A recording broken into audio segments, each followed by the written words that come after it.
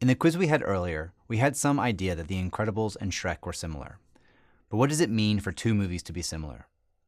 We can try to answer this question in a number of ways. One way is to consider the different genres or themes a movie has.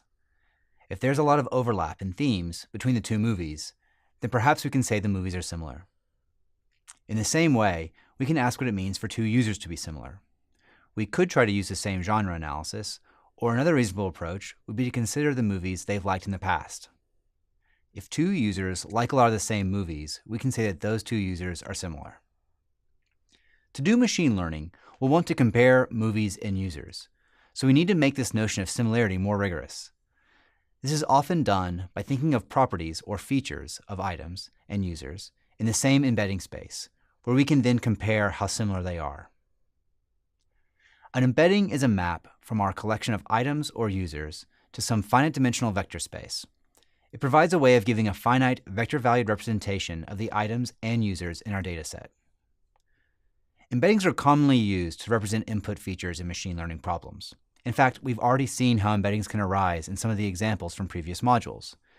Here's a visualization of the MNIST dataset of handwritten images embedded into 3 dimensions.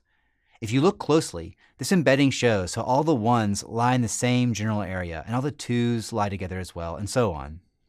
Let's go back to our movie example and consider a 2-dimensional embedding for the elements in our dataset. That is, suppose we describe our movies using just 2 genres or dimensions, say drama and fantasy. We'll put drama on the x-axis and fantasy on the y-axis. A movie like Memento scores high in the drama genre, but has a relatively low value for fantasy, whereas Harry Potter measures high for fantasy but only medium for drama. A new movie like Star Wars might appear to be closer to Harry Potter in this embedded space.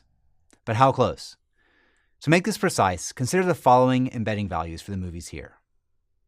A similarity measure is just a metric that defines exactly how similar or close 2 items are in the embedding space. One commonly used similarity measure is the dot product. To compute the dot product of 2 vectors, we compute the sum of the product-wise components of each vector.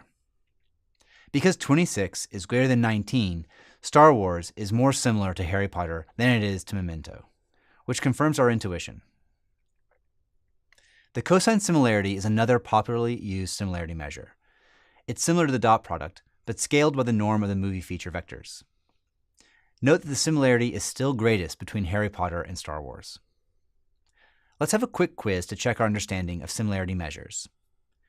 Compute the cosine similarity between Star Wars and Shrek and between Harry Potter and The Incredibles. Which pair of movies is more similar? That's right. Star Wars and Shrek are more similar because the cosine similarity measure between them is greater. Check that these are the values you found when computing the cosine similarity between these pairs of movies.